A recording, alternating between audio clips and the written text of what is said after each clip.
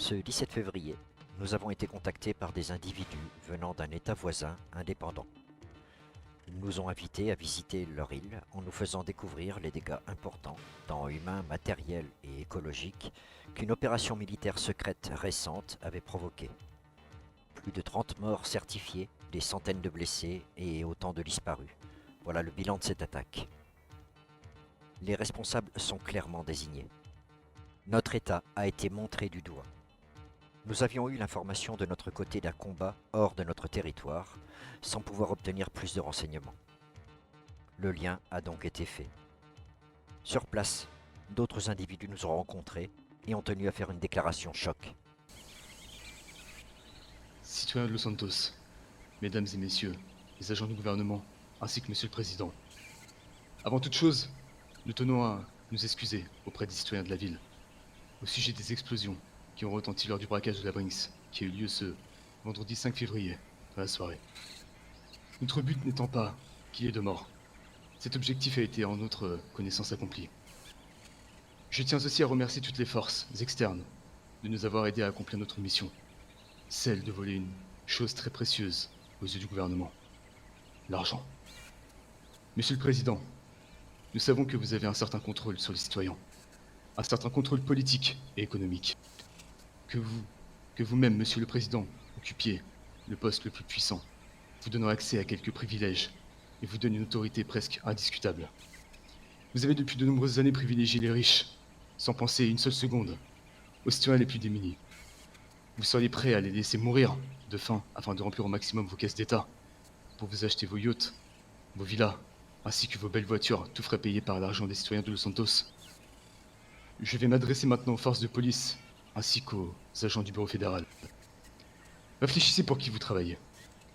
Sans même que vous en rendiez compte, le gouvernement lui-même se sert de vous, afin de mener à bien leur but en jouant avec les lois. Citoyens, nous comprenons votre détresse et ce ressenti amer de la trahison. J'ai moi-même une famille. Je sais ce que c'est que d'avoir peur d'une trahison politique. Je tiens à faire une parenthèse au sujet des personnes avec qui je suis proche. Sachez que je ne me suis jamais servi de vous. Il est vrai que j'ai dû me servir de quelques personnes sans importance pour arriver à mener à bien ce pourquoi nous nous battons. Mais je savais qui pouvait nous comprendre et qui ne pouvait pas.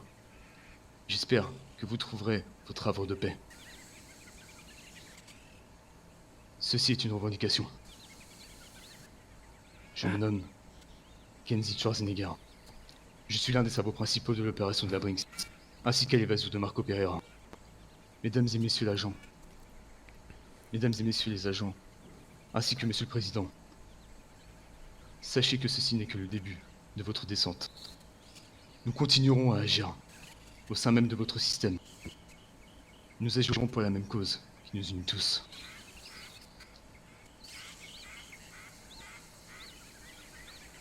Arrosé à droite, facile. Liam, Dis, Chiboulette. comme certains d'entre vous ont pu le constater, comme moi-même j'ai pu le découvrir sur place, derrière le masque de Ghost se cachait Kenzie Schwarzenegger, ancien patron du Conseil Soto, connu et apprécié par nombre d'habitants de Los Santos. À ses côtés est apparu Marco Pereira, lui-même ancien patron du Weasel News, récemment condamné à 1 an de prison ferme, mais évadé et recherché depuis peu. Également, nous avons pu reconnaître le dénommé Jerry, qui a, lui aussi, lancé un message.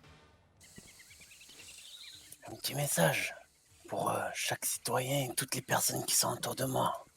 Chaque personne autour de moi est quand même membre de ma famille. Les toucher, c'est me toucher. Et je prendrai les armes. Et j'irai anéantir cet état pour ma famille. Si on a fait ça, c'est pour reprendre... on a chacun nos raisons. Et moi, c'est pour reprendre ce que je mérite, ce qu'on mérite tous. On mérite tous. Et j'ai une petite croquette. Monsieur Nacho a commis un crime aujourd'hui. Tom, mon chasseur. Je suis Jerry, il est Tom, il me chasse. Et aujourd'hui, pour m'attraper, il a commis un crime. Comme vous le voyez, De nombreuses menaces semblent planer sur notre ville, particulièrement envers toutes les forces de l'État, à l'heure où ce qui semble être une meute de lycanthropes rôde aux alentours.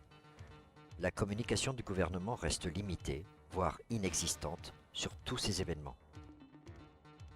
Malgré tout, l'ensemble de ces déclarations laisse entendre que le voile du silence, posé sur notre cité, devrait bientôt se lever et que les citoyens seront mis au courant de toutes les manipulations dont ils font l'objet, endormis par les informations en demi-teinte de nos gouvernants. C'était William O'Sullivan pour le Weasel News.